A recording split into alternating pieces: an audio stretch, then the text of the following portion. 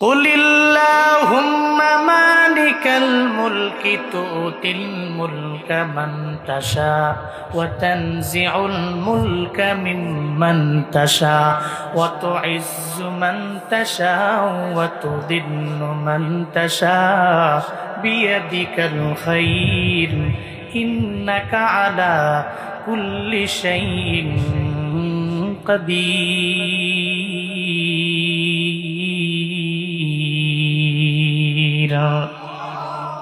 আল্লাহ পাক বলেন, পয়গম্বর আপনি বলুন, আল্লাহুম্মা মালিকাল মুলক, হে মালিক তুমি রাজত্বে রাজাধিরাজ, তুতিল মুলকা মান তাশা, যারে মন চায় আমার মাওলা রাজত্ব দিয়া দেয়, আল্লাহ যারে চায় না তারে দেয় না।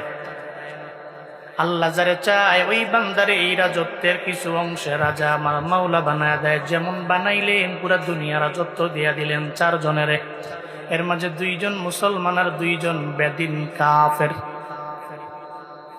যেই চারজনকে আল্লাহ পুরো দুনিয়া রাজত্ব দিলেন, এর মাঝে দুইজন মুমিন, একজন মুমিন আবার নবী ও হযরত সুলাইমান আলাইহিস সালাতু ওয়াস সালাম, আবার আরেকজনের মাঝে হলো বাদশা জুলকারনাইন। আল্লাহ দুইজনের রাজত্ব দিয়ে দিলেন।